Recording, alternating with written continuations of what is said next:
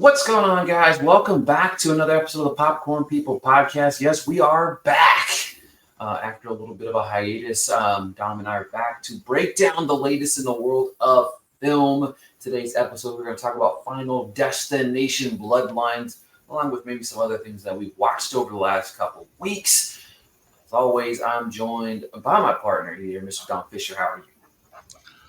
What's poppin' kernels? Man, it's 2025. It's 2025, and we all trying to make the best of it. We get into our movies for escapism and to kind of make sense of the world around us. I don't necessarily know that a lot of the movies have necessarily done that this year. There's definitely some escapism, but we have some that just are like, you should have came out last year, man. This year's not the year for that movie. But we did have Sinners, which is great, and it looks like this summer is gonna be packed full of some hefty things. So maybe it'll get better.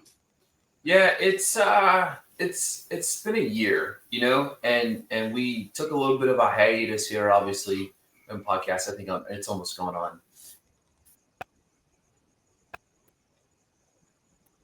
It has a lot to do with life, and then it has a lot to do with just film in general. You know what I mean? Like it's not like we stopped watching movies, but at the same time, there's just been it's been a lackluster year in film, but it doesn't help with some of the stuff that's going on in society. It doesn't help that there's just life is lifing, as you say. You know what I mean? Like it's been crazy, and the quality is not been out there. Obviously, Sinners kind of stands apart from that.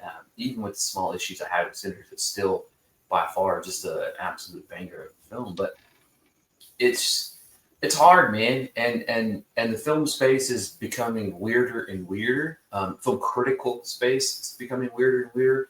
We're seeing an elevation of influencers, and the thing about it is, at the end of the day, I don't have any issues with the influencers. It's not the influencers' fault. It's not also the influencers. They have jobs to do. I don't like the people. There's people out there that criticize influencers, right? And I'm not one of those people. Like, a job's a job. Like, I remember when they were talking about shutting down TikTok, it was very much like I was worried about small businesses and those small businesses that thrive on TikTok or the influencers that actually are doing good for society. You know what I mean? Like, those type of people, I have no issues with influencers. I just want to sit at the same table as the influencers when it comes to this film space, because there is people like us. There is people across the United States, across the world, that have been doing film criticism for such a long time and have more than earned the seat at the table, the equality factor of the seat at the table of being able to see these films and understanding that there is this glaring gap of criticism, influencer in today's society that does make some resentment towards these influencers. Yeah, it's I'm the same way. I've even reached out to some of the bigger ones before. Like everybody knows Straw Hat Goofy and Megan, which is Jay Stoops. And we've had like little mini conversations. We're not friends or anything, but just kind of saying whether it's I peep what you're doing, like keep up the good work, because there are some that are like considered influencers, but they're like legitimately critiquing the films. They're not just saying, "Oh, I got invited to this place and it's great and the movie's great because I got invited." They genuinely love film and they're genuinely critiquing it, and I respect that 100%. I'll never hate on it. But yeah, it's just a system of things get kind of weird, and people that have been that are grandfathered in. They've been doing this for 5, 6 to 50 years. The game is augmenting and shifting to where maybe legitimate professional criticism isn't being heralded as much as it should be, because people, I guess the attention spans are short and they just want video. But I kind of go back to an episode of WTF, Mark Maron's podcast, and he was talking about it's bullshit that our attention spans are short. We're just telling ourselves that it's short. Our attention span's not short. If you want to, there's something you really like or you really love, you'll watch it, you'll read it. But them telling, just kind of like in the when we are growing up, telling us like, oh, you're on the go. You don't have time to sit and eat. So eat this to go bar, eat this drink, or drink this drink. Is they're feeding you something because they want to sell you and manipulate you into something. Because we'll all sit down and binge watch a 8-hour show if we really enjoy that show. So our attention spans aren't short. It's bullshit. Don't let them tell you that. And if you really like some shit or respect the sanctity of writing, criticism, all these things, enjoy it. You know what I mean? Yeah, it's a good point there. You know what I mean? So many people will complain about, oh, I don't have time to go to the movies, or I don't have time for this, or I don't have time for that. And you're right. It's like our attention span is small, but like, look at Sinners. You know what I mean? Like, the article came out, oh, Sinners didn't do so great at the box office, blah, blah, blah, blah. And now it's over $300 million. And it's like, well, your foot's in your mouth. You know what I mean? Yeah.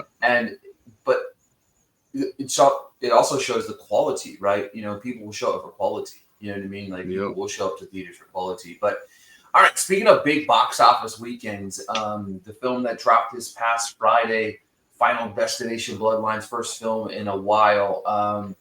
It's about to make more money than I think the first like 4 or 5 films together in one weekend. Their weekends combined, which is insane, crazy, also exciting as well. But let's talk about Final Destination Bloodlines.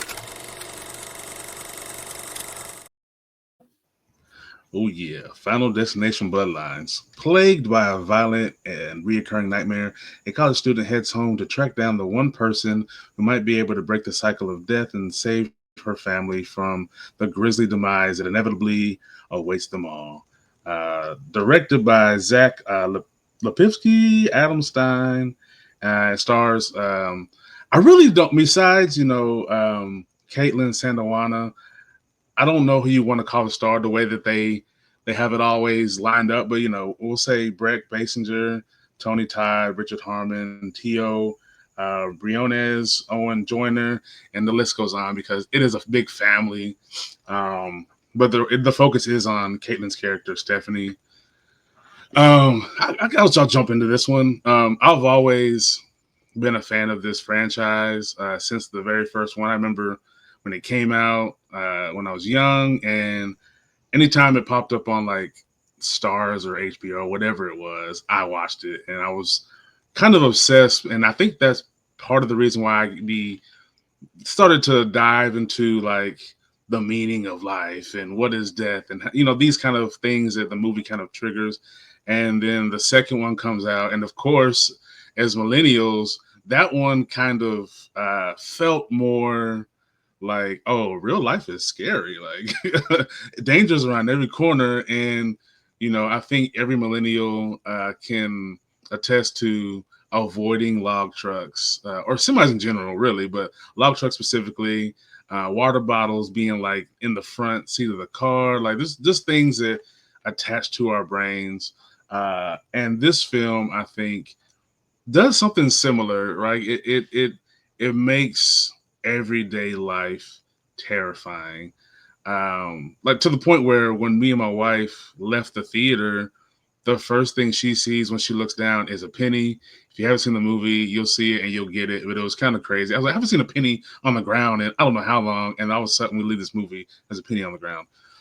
But with this movie having a $50 million budget, I thought the death scenes looked really good. There was a little bit of like issue with me for like the blood. Was a point where some blood splashes on Stephanie's face, and I thought it looked too viscous. I don't know if it was CGI. It kind of looked like it because it was so thick and didn't really move. And the red was such a crimson, like unfamiliar color. But other than that, I mean, I don't think that's anything that takes away from me because the kind of the setups were so intense, and there was a lot of like rug pulling where you see the setup and you're like, okay, it's about to happen now. Oh no! So it gives you this anticipation where even if you know that it's coming, it's going to give you those little okie dokes to kind of give you that labored breath, and then when it happens, you're like, oh shit! Like there was multiple times where I was like, oh shit. But I think where this one falls a little short for me compared to, say, like the first and the second film, because those are the two that are the most memorable out of the other ones. Um, I feel like there was a focus on this family story that felt like it outweighed all the death scenes. Like maybe they were too spaced out, and it just felt like it was while the story was important, it kind of felt like it was taken away from the movie, if that makes sense. It just felt like, I don't know, I didn't it's not that I didn't care as much about the characters, because we do get this kind of setup, but at the same time they were all kind of assholes. So I was kind of like, oh, well, y'all should have listened. She tried to tell you. But yeah, I mean, relatively unknown cast. I thought they did had pretty good performances. They weren't all fantastic. Some were a little underwhelming. And I hate so much. And this is probably the most glaring thing for me that lasted for a good like 30 minutes. They never portray tattoo culture correctly. Whether it's the type of people you see at a tattoo shop that work there or the shop itself. He is a piercer and they're doing tattoos. No tattoo shop is that fucking dark, okay? I've been into at least 30 shops. It's never dark. The people are cool as shit. The music, it's hit or miss. Sometimes it is super heavy, sometimes it's not. But like I just hate that they do that all the time, is that they portray like the alt people in weird lights all the time. Um and my biggest issue. But yeah, I mean, there's some memorable death scenes. I don't know if it's gonna take time for it to sit in the zeitgeist and become a thing. But yeah, they were cool. I love Tony Todd. It was kind of sad because it was almost like a send off, perfect send off, because he had clearly visibly he was very frail, and he's talking about death itself. And I was just like, man, like I've always loved Tony Todd. Anytime you see him, you're like, that's fucking Tony Todd. Like, who doesn't know Tony Todd? And it's just kind of sad they dedicated the film to him. But yeah, I don't have anything that like completely sticks out to say, man, like this one thing. But overall, I do think it was a fun time for people who like this kind of film. Um, Most of the people in the theater with me and my wife seemed to enjoy it as well. But yeah, I know it's the highest rated of the bunch, but I don't think it's better than the first two. What do you think? Yes, I wasn't sure what to expect, right? You know what I mean? Like you said, we grew up in these films as kids. You know what I mean? The horror factor of like what it brought to the table was something unique, right? Something from other horror films that it was more realistic, right? You know, you had early days, like you got Michael Myers, you got Jason, you got all these, you got Ghostface. It's like, all right, how realistic can some of these things be? But this felt like actual day-to-day things that could, be scary. You know what I'm saying? Um, the story of this movie sucks. Okay, period. Like the storyline, whatever. I feel like they tried to touch on this like generational trauma thing, and I get it, right? It was interesting. However, I don't feel like they leaned too heavily in it. I feel like it could have been way deeper. I feel like it could have been more serious. The Final Destination movies can be serious, also funny, but also gory and gruesome, right?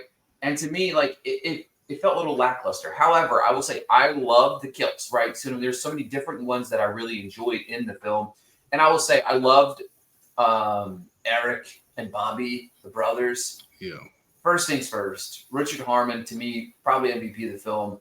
The first scene that stands out to me is when they're walking down the street. He's supposedly quote unquote next, right? And he's like, "Oh, well, what if I do this?" Or "Oh, what if I do this?" And like all of these things happen, and then nothing happens, right? and then he goes back through, and it's like, oh crap! And then of course, obviously, the sister goes through it, and then we find out that scene where I won't go too crazy into the spoiler there, but when he finds out what he finds out, I almost busted out laughing in the middle of the movie theater just because it was so funny to see his reaction. And then of course leading up to the moment where Eric and Bobby are at the hospital, that was probably my favorite kill scene of the entire movie. It was kind of twisted. I've already have like a phobia of like the scanners, the MRI machines, and it's like, oh, I already have to have one of the open MRIs. And now they have some places have like standing MRIs, and I'm like, I'm getting the standing MRI everywhere I go now. Like this thing, mortifying. Or you just got to knock me out and shove me in there, and then make sure I don't wake up and fucking have a panic attack when I go inside there. But some of the music was pretty good in this. They had some pretty fun little music montages. Some different, funny things, right? You know what I mean? It's Fun Destination. It's supposed to be funny. It's supposed to relax. It's supposed to be cool. Yeah, I just it was too long. Hour 52 was too long. I felt like we tried to wrap up with the story with the bow at the end. And then of course it happened. What happened. I did like that. I did like the little ending and kind of paying homage to the franchise as a collective whole. I liked it. I did. I enjoyed myself for what I wanted it to be. But if I'm looking at it from like, if you peel back from a film criticism level of like the story, it was bad. Like it was like you said, the characters, I could care less about any of the main characters. I don't know if it was the main character. I don't remember her name, but like, I don't know if it was her fault, maybe the writing's fault, or maybe she's a bad actress. Like I can't put, or maybe it's like a mix of all of that. I just never really kind of got with her or with what she was going through or how I cared about what she was going through. I just felt like she was constantly overshadowed by everybody else around her. Yeah, her panic felt out of like it was warranted, but it almost felt like, are you scared or you just like like when you look back at it, it almost feels like she was on the side of death and she's like, oh no, you're gonna die. Right, exactly. And that to me is like, it was kind of weird. So some of that stuff was weird to me, but I mean, I enjoyed it for what it was. So that to me is like a win for me. But yeah, I don't know. I got nothing else really said. I would recommend seeing it if this is your jam. Go see it. You know what I mean? Like, I'm glad it's making money. The box office needs to make money, as we've all seen over the last few months. You know what I mean? We've got movies making money again, which is exciting. We've got a long list of movies set to come out, but one that I want to ask you about that I know that you did see, Hurry Up Tomorrow. Just give me some thoughts on that. It's definitely an intriguing movie. I definitely do not like The Weeknd as a human being, and I don't think he can act after watching that TV show. But the concept of the movie was interesting. What did you think of that? Look, man, the funny thing to me is I've seen so many, like, okay, the Weeknd, is he the best actor? No. I think in this one, because he's kind of playing himself, I think he does a pretty decent job. Now, there's two scenes I've been seeing going around Instagram and TikTok that are kind of taken out of context to make it look like what is he doing? This acting is terrible. But it was kind of a moment where it's supposed to be kind of funny because it's kind of completely a 180 from the scene before. But I think the concept is interesting. I did a TikTok video and I was talking about that the film is an experience. It is an art project. It runs like how you watch a music video. It makes sense, but it doesn't make sense at the same time because it's supposed to be showcasing the art of the cinematographer and the music. And that's what this film kind of does. Like the story or the plot, it's not really there. This is like I said, it's like a lucid dream and a nightmare like colliding, having an incursion. But of course, Jenna Ortega, she does great. Like she carries the film. She definitely gives it the life that it deserves. But this is for like diehard Weeknd fans. If you love him, you love like the kind of, I guess, lore that has been kind of like surrounding his career and then his kind of difficulties that he's had over the recent years, whether it's like him having trouble sleeping or losing his voice. Um, they'll appreciate it. But if you're not super into The Weeknd, you're probably going to be like, all right, that was something they filmed for over an hour. Because they did. They took some swings trying to be overly artistic and try to um, say things that weren't necessarily there, create this relationship that is kind of weird. Because the one thing that I don't think was mentioned in the film was when Ortega's character and The Weeknd's character meet. They meet on like happenstance. They run into each other, and he's like, "Do you want to come with me?" Bitch, you didn't ask how old she was. You know you're it was at his concert, and you know that your concert's full of teen girls. And let's be real, Jenna Ortega, she's forever gonna look like she's 18, 19, or between 17 and 19 for the next 10, 20 years. And I was like, bro, you didn't even think to ask how old she was, like, and you just took her off gallivanting and shit. Um, but I think the third act is definitely what makes the whole um, movie. You could have definitely just done that, and you can still put it in theaters, but just give people this music video that starts from the show the clip of what Ortega was going through, what he was going through. You skip to them hanging out, and then you focus on him in this room with her, and it's the whole sleep paralysis thing, and then boom, you got your whole little quick. It could be half an hour, and people would have fucking loved it, but you tried to make this whole thing, and I don't think people care that much. For sure. All right, looking ahead. Let's see here. Over the next, I just took the films over the next couple weeks through the end of May, June. We've got a pretty interesting list of movies coming out. Right, next weekend we've got Lilo and Stitch, Mission Impossible coming out. Mission Impossible being 2 hours and 49 minutes sounds awful. I've seen some of the early reviews of it saying it does feel long. They said the first hour kind of drags. It's like, do you really want to go see this in theaters? You know what I mean? Or do I want to watch this in my crib? Lilo and Stitch, I have zero interest in at all. Same. I think I'm going to have to go because I think the kids want to see it, and it makes me very, very mad that I have to go see this. Karate Kid Legends comes out, another movie I have absolutely zero interest in. I don't think I'm going to see that. I don't know if I can. I don't know if I have it in me.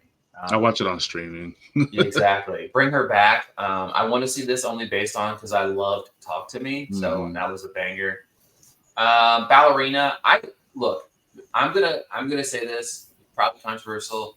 I have zero interest in seeing it. I'll see it because I'm a fan of the franchise. I do think John Wick 4 was objectively not good, and I know that's a controversial statement because the movie was also very long.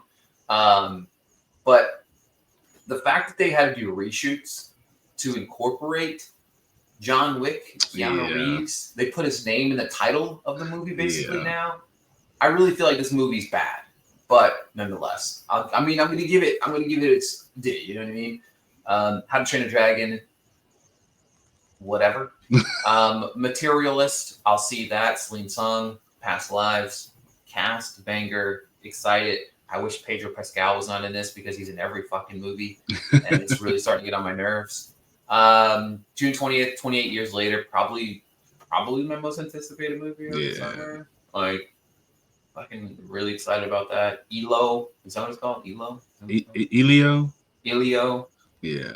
Bright Heart, which I didn't even know was a movie until I just searched it like last week, and it's like Rebel Wilson's in a movie, I guess. I've heard of that one.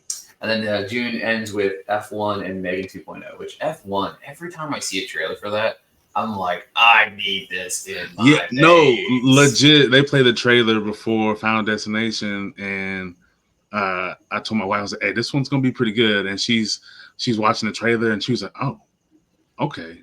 Oh, yo, I'd actually see this one. And I was like, okay. So the fact that she wants, because she is very picky about the things she gives her time to when it comes to movies, because she's like, they're long, and I want it to be good if I'm gonna dedicate 2 hours to a movie. And the fact that she wants to see it, like, kind of lets me know, like, this movie's probably gonna be a banger. Yeah, I have like half-assed know what the movie's about. It just seems like an old head and a new head coming in, trying to mix together and trying to save, get the old head trying to lock it down at least one more time. But man, I tell you, every time the way they shot that trailer, the way Yeah. they build the intensity of the trailer, every time I see it, I'm like, this is movies. You know what I mean? Like I can't wait to see F1. Like that's at the top of my And it's radar. crazy how big F1 has gotten since that Netflix series. Yeah. Like, is like, I think when you look at, and I even, ever talking about it, I was like, it's crazy how people will like NASCAR, gross, and F1. And I don't know if it's because the tracks are not just a circle. I don't Mhm. know what it is about the ambiance and whatnot to F1 compared to NASCAR. Where people loving F1 and NASCAR, they're just like, oh, whatever. Yeah, exactly. It's actually pretty wild. It's pretty Yeah. wild, but I cannot like inject that. I cannot wait for that movie. Like it's at the top of my list to want to see. But And you have like I don't want to call Brad Pitt the past because he's definitely still Brad Pitt, but you have kind of like the old guard of old Hollywood, or our old Hollywood, and then Damson Idris is the new hotness, right? Like Men in Black, like two of the best right now, that, and put them together, man, this gonna be fire. yeah, exactly. And then Krasinski's directing it. You know what I mean? So he did Top Gun. So you know what I mean? Oh Like yeah, it's yep. they put a lot of money in that movie too. I think it's like 250 on the budget, so it better make money. Ooh. But yeah, yeah. This was fun, man. I've missed doing this with you. I'm happy we're back. Yeah, yeah. Next week, I don't know what the hell we'll talk about, but we'll be chatting again. You can catch us all throughout the summer here. Um, we record in the mornings, but this goes live at night. Thank you guys so much for the continued support here at the Popcorn Beef Podcast. Make sure to check out all Dom's work over there at Geek Pop Nation, helping us contact. Make sure to follow the TikTok over there for Dom as well. Check out some of his video reviews. But yeah, that's it for this week's episode. And like I said, we'll be back next week talking about probably Mission Impossible, I guess. Probably. See you later, guys. Peace.